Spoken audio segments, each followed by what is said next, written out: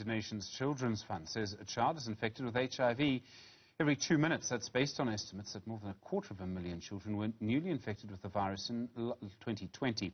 Statistics also show that 1 in 5 of the world's more than 37 million people living with HIV live in our country. It's 40 years since the first cases were reported. While great strides have been made with treatment, so far there's no vaccine. Steve Letsike is the co-chair of the SA National AIDS Council. Ms. Letsike, good evening, and thank you very much indeed for your time. We seem to have had fewer HIV tests being undertaken than before COVID-19, which means fewer people may know their status now than did 2 years ago. How worried are you that the HIV pandemic may actually now be still growing in our country? No, indeed. I mean, this is a concern as South African National AIDS Council we related.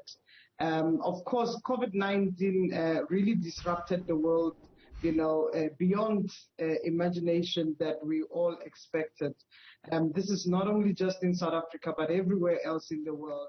We've seen challenges around disruption of health services, but also of other pandemics.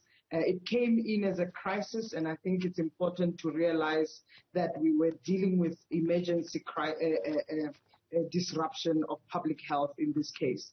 Now, indeed, the drop in numbers of people who were testing, because we have always insisted that South Africans and those in South Africa should be testing, knowing their status on an annual basis, at least test once.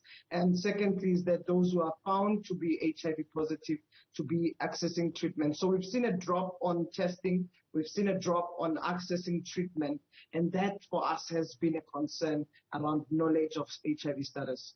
We have a healthcare system which has been strained, beyond belief during COVID-19. We're heading into a fourth wave of the virus. Do you think our health system is going to be able to get back on top of this? It's going to require a lot more resources, a lot more coordination. Well, I mean, look, COVID-19 confirmed the challenge of our weak health system, overburdened system, which is serving millions of South Africans. I mean, this, when we were discussing the national health insurance, was also predominantly about how unequal is the health system and health response, because the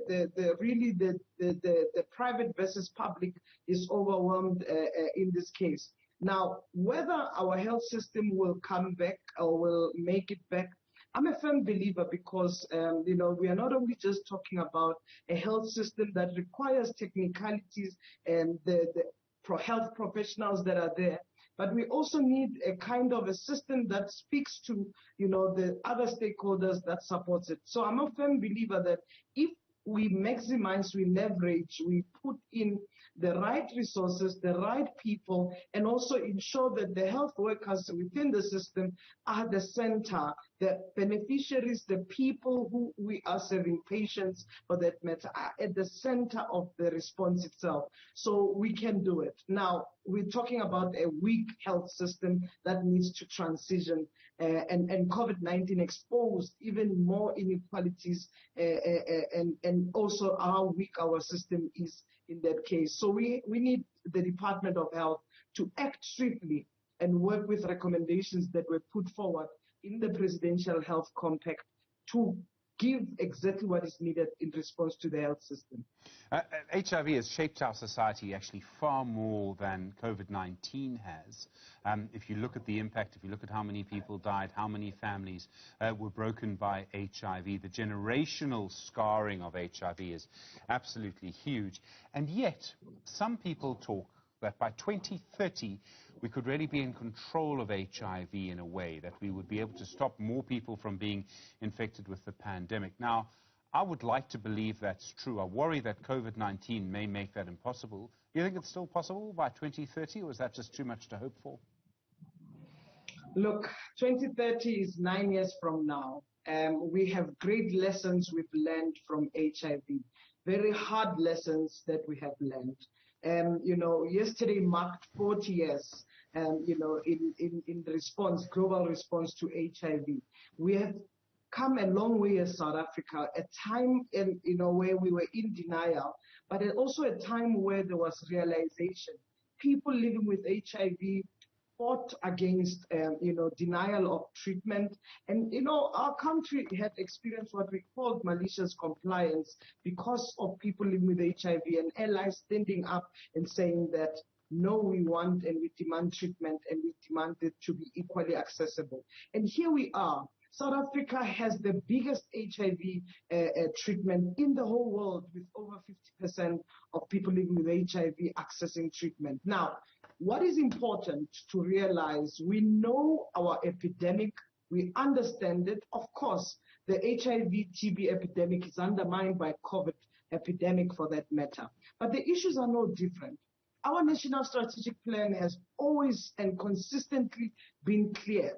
The first agenda is prevention, where we want to reduce new infections. Of course, we are challenged by what we're seeing is that statutory rape that children are experiencing because of men, the patriarchy and toxic issues that we see that fuels vulnerability of adolescent girls and young women for that matter. But we've seen a reduction, even when you look at the Tembisa model, that 5 years ago, you and I were talking about 2,500 new infections per week from adolescent girls between the ages of 15 and 24. But right now, we are talking below 800 new infections. So which means the scientists, the stakeholders, communities, government are working hand in hand to reduce the new infection. We are not doing it in a fast-paced approach. We want to do it in a fast-paced approach in that way. The second area is around treatment.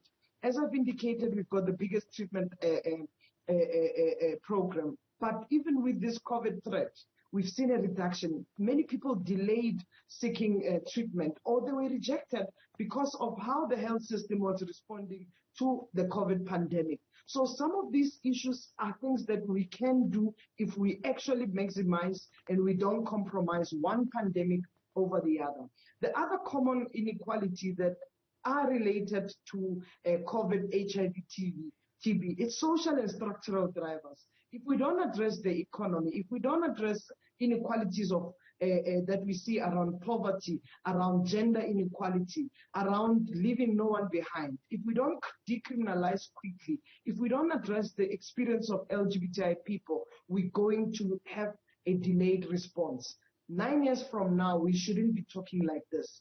If people are adhering to treatment, that means the viral loads can get suppressed, and then they can become undetectable. We need every person, those who are living with HIV and those who are negative, must consistently play a role. Government, private sector, civil society, through SANEC, has consistently been working together to address what is happening from policy to action. And that's our commitment, really, as SANEC, to see this going through. We have challenges. We are not neglecting the challenges, but those challenges can be addressed when we work together. Steve Letsike, thanks very much indeed. Really appreciate it. Co-chair of the South African National AIDS Council.